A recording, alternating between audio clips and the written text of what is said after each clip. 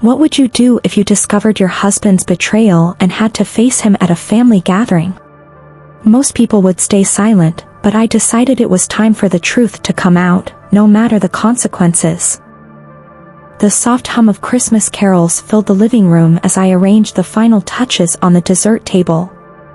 The air was festive, with twinkling lights and the scent of cinnamon wafting through the house.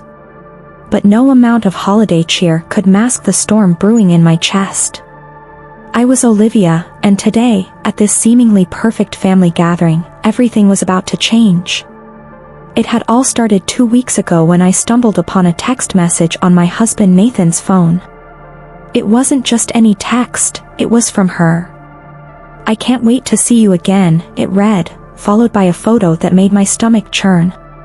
My hands shook as I scrolled through the thread, each message unraveling the life I thought we had built together. I didn't confront him right away. Instead, I stayed silent, replaying moments in my head that now seemed tainted. The late nights at work. The sudden interest in grooming. The work trips that always seemed a little too convenient. The realization hit me like a freight train: Nathan was having an affair. I had two choices: bury the truth and pretend everything was fine, or face it head-on. The decision crystallized when Nathan's mother, Eleanor, invited us to the annual family Christmas dinner. The idea of sitting across from him, watching him laugh and joke as if nothing was wrong, filled me with fury. No, I wouldn't stay silent.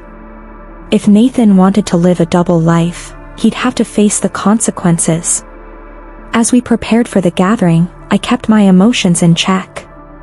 Nathan, oblivious to what I knew, was his usual self, humming carols as he adjusted his tie.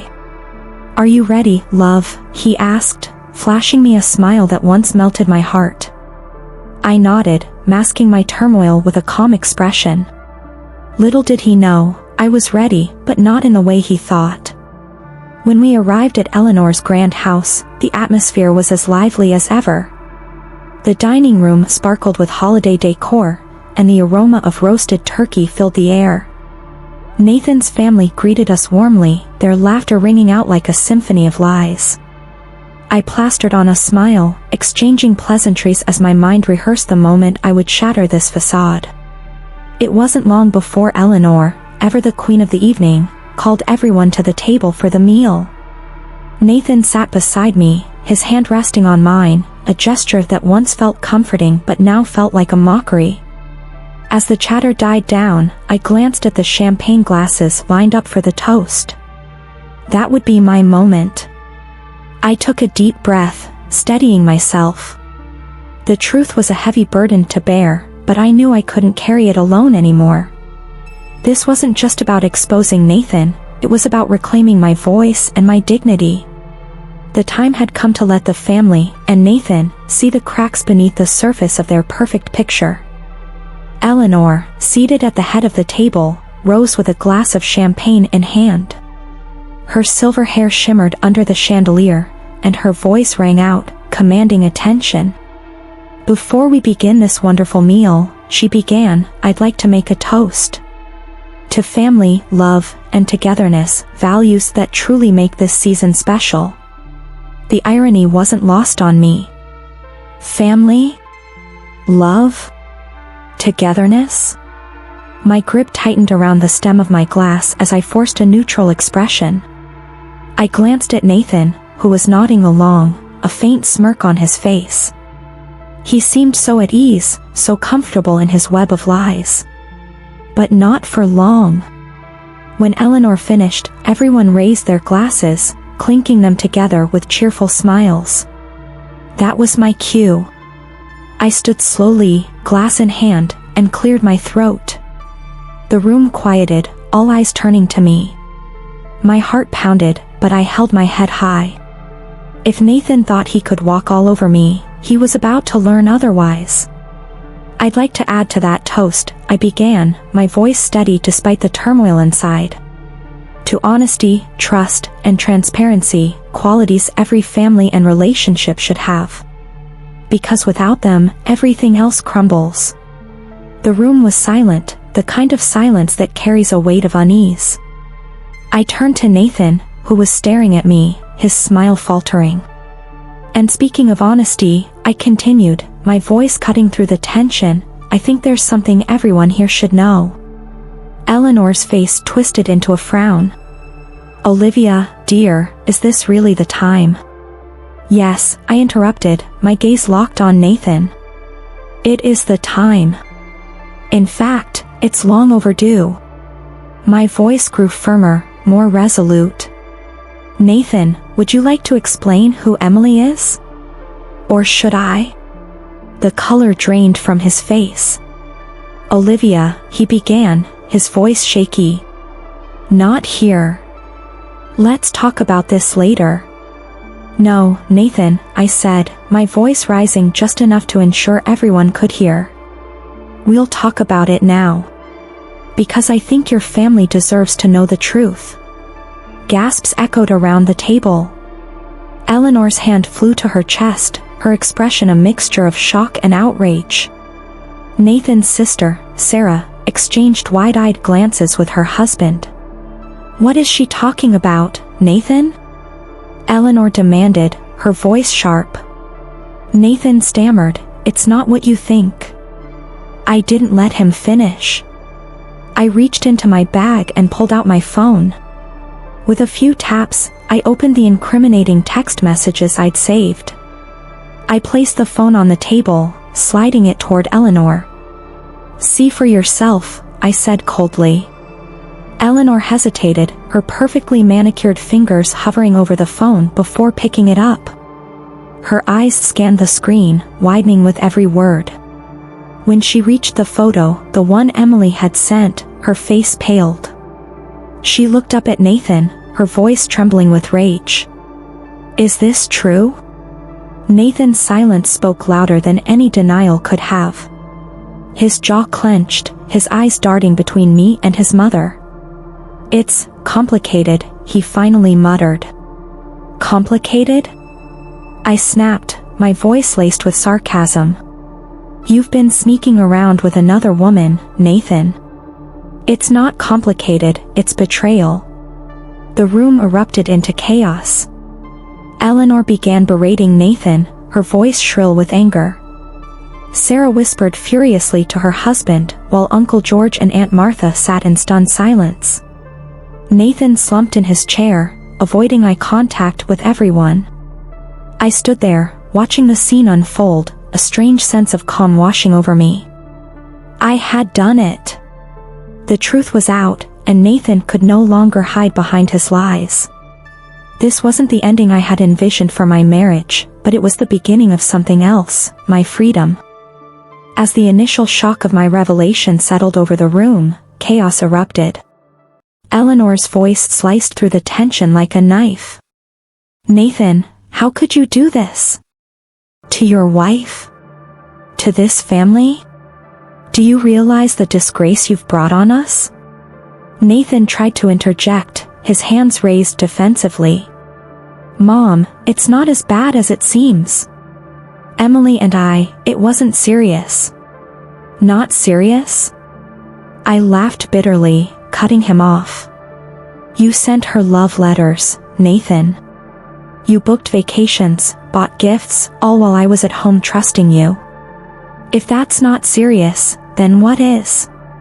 Eleanor looked at me, her icy demeanor now tinged with an uncharacteristic softness. Olivia, dear, she began, but I held up a hand to stop her. Save it, Eleanor. You've never liked me, and that's fine. But don't pretend you're on my side now. This isn't about me, it's about Nathan and his choices. Sarah, usually quiet and reserved, finally spoke up, her voice shaking with anger. Nathan, you've always been reckless, but this? Cheating on Olivia? How could you? She's the best thing that ever happened to you. Nathan's face flushed with embarrassment. He opened his mouth to speak, but no words came out. For the first time, he looked genuinely ashamed, though it did little to soften the storm brewing around him. I think we should all calm down, Tom, Sarah's husband, suggested, though his voice lacked conviction. Maybe this isn't the time. No, I said firmly. This is exactly the time. Because I've spent years holding my tongue, keeping the peace, and putting up with things I never should have tolerated. Tonight, that ends. The room fell silent as I turned to face Eleanor directly. You've treated me like an outsider since the day Nathan brought me home. I've bent over backward trying to earn your approval, and for what? To be dismissed, criticized, and ignored? Well, not anymore. I deserve better. Eleanor looked stunned, her sharp features softening as she struggled to find a response. Before she could speak, I shifted my gaze back to Nathan. And as for you, I continued, my voice steady, you don't get to explain this away or make excuses. You made your choices, Nathan. Now you'll face the consequences. What are you saying? Nathan asked, his voice barely above a whisper. I'm saying it's over, I replied, my tone resolute. I'm done. This marriage is done. Gasps rippled through the room, but I stood tall, refusing to falter. Nathan's face crumbled, the reality of the situation finally sinking in.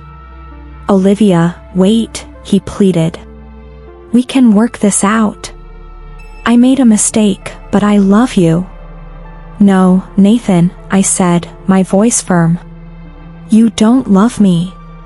You love the idea of me. Someone who'll clean up your messes and look the other way while you betray me. But I'm not that person anymore. I grabbed my bag and turned to leave. Eleanor called after me, her voice uncharacteristically soft. Olivia, please, don't go like this. I paused, glancing over my shoulder. Eleanor, I don't expect your support, and honestly, I don't need it. But if you have even an ounce of decency, you'll hold your son accountable for his actions. Because this is all on him. With that, I walked out of the room, my heart pounding but my head held high. The night air was cold against my skin as I stepped outside, but it felt refreshing, cleansing even. I had just upended my life, but for the first time in years, I felt a sense of freedom. The drive home was a blur, my mind racing with emotions, anger, sadness, and an odd sense of relief.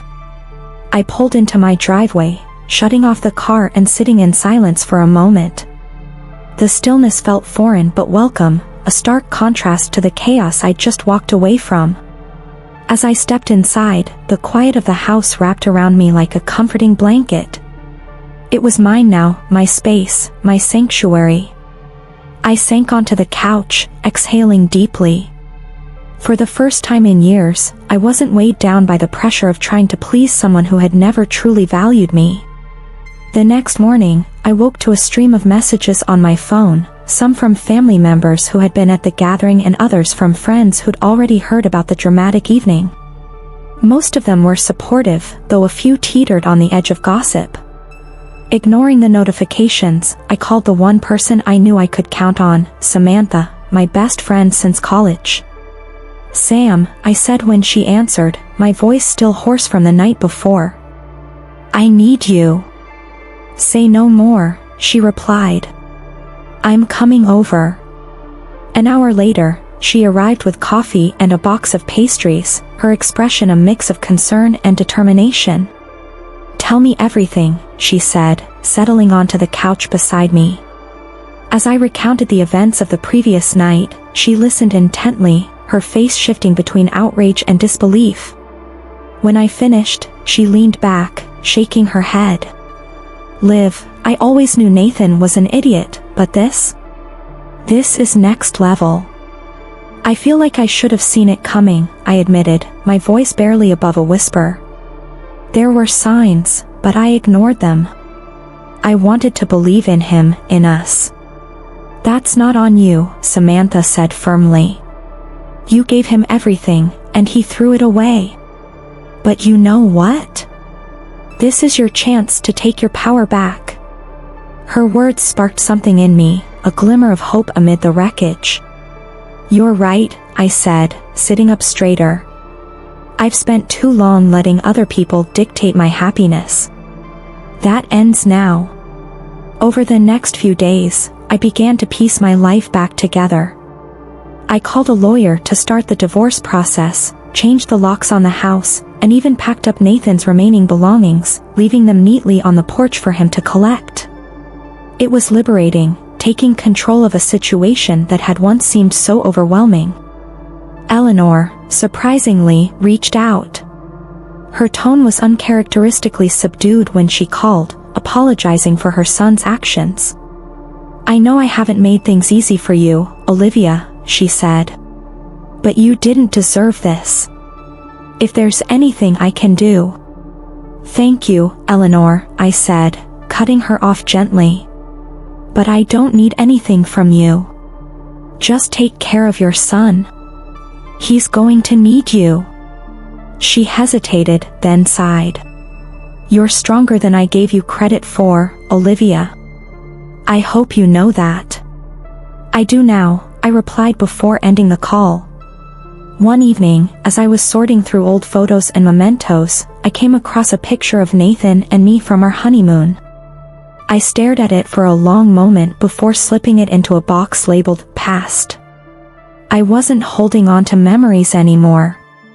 I was making space for new ones. As spring approached, I decided to renovate the house. Samantha and I spent weekends painting walls, rearranging furniture, and adding touches that reflected my personality. It was therapeutic, turning the space into something that felt entirely mine. One Saturday, as I was planting flowers in the garden, my neighbor, an older woman named Mrs. Harper, leaned over the fence. "You've been busy, dear," she said with a warm smile. "The house looks wonderful." "Thank you," I replied, brushing dirt from my hands. "It feels good to start fresh." She nodded, her eyes twinkling. "Starting over can be scary, but sometimes it's exactly what we need." "You're stronger than you think, Olivia."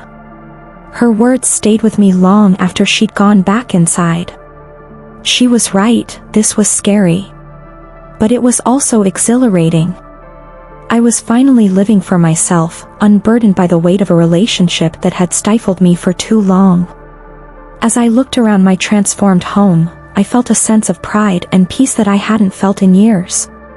The road ahead wasn't entirely clear, but for the first time, I was excited to see where it would lead.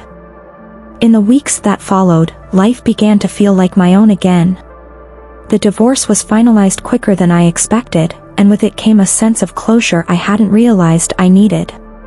The house, once a reminder of betrayal, became my sanctuary, a reflection of the new me. Nathan attempted to reach out, his messages laced with regret, but I left them unanswered. I didn't need apologies or explanations anymore. What mattered was the future I was building for myself, one where I was finally free to prioritize my happiness. One sunny afternoon, Samantha and I sat in the freshly redecorated living room, laughing over coffee. "You know," she said, "this place feels so, you now." "Because it is," I replied, smiling. "And so am I." The past had shaped me, but it no longer defined me. I was stronger, wiser, and ready for whatever came next. With each passing day, I learned that even in the wake of heartbreak, there's space for hope, growth, and a brighter tomorrow.